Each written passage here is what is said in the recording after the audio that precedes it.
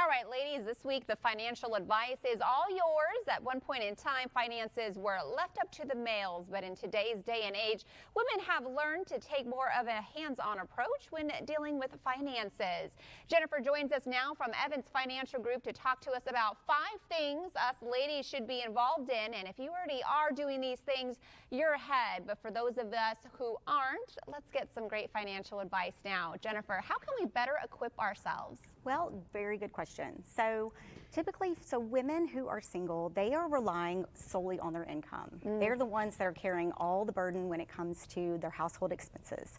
So typically this means that there's less money left over for them to be able to save or invest. Essentially for their future. But there are some tips that they can, if they're not already preparing for now, that they can do, like creating an emergency fund.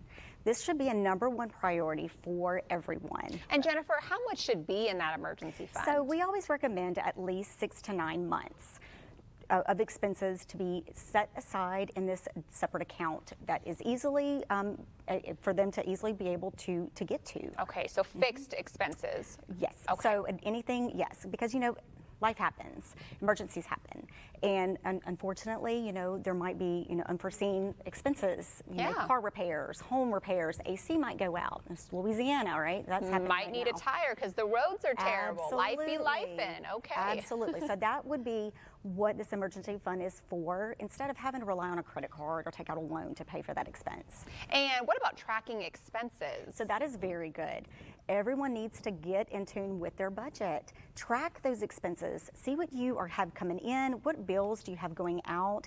What are you using to eat out? What about your splurges? Everybody tends to kind of want like an energy drink or those loaded teas or coffee. Going out to eat. Absolutely. That's like the #1 ones, right? Yes, absolutely. So tracking all that for a month, see what you are spending your money on. Maybe it's eye-opening and you want to be able to cut some cost. Take what you're saving and dump it into that emergency fund.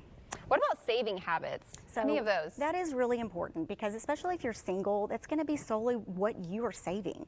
If your employer is offering a plan, a 401k or retirement plan, you should take advantage of that. Contribute what you can. Start setting the goal. Start setting some goals. Let's get confident about our financial future because it might just depend on what you have solely been putting back or saving for. And it definitely builds up pretty quickly over time. It definitely can. Yes, every little bit helps. And then disability insurance. So I haven't heard about that one in regards to this, so let's talk about it. So it's part of protecting yourself. If you are the only income coming in and something happens, you have an unexpected illness, you have to have surgery, and you're not able to work, how are those bills going to get paid? Because unfortunately, they still have to be paid. Sure. So if it's just your income, you have to have something to help you with that. So that's where the disability insurance comes into play. It will pay a part of your income to pay for those expenses.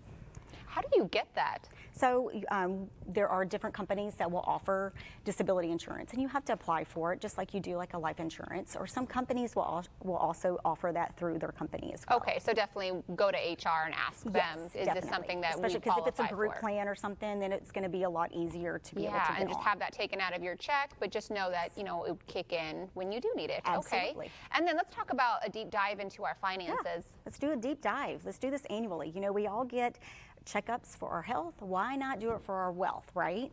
Let's see what you've got coming in. Look at those financials, all of your financial portfolios. Let's look at your goals. Are you on track to meet those goals?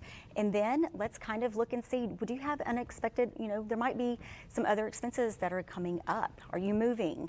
Do you have a child that's going to start driving? That's a big expense. I know that one. Oh, yeah, because getting a new car and then the car insurance, right? Yes, and absolutely. That's pretty high when they're that young, right? Absolutely, it sure is, especially if you have a boy. But those are expenses that you might have to kind of adjust your financial portfolio, kind of make some adjustments if needed. But the overall thing is we want you, especially our women, to be confident in their financial future.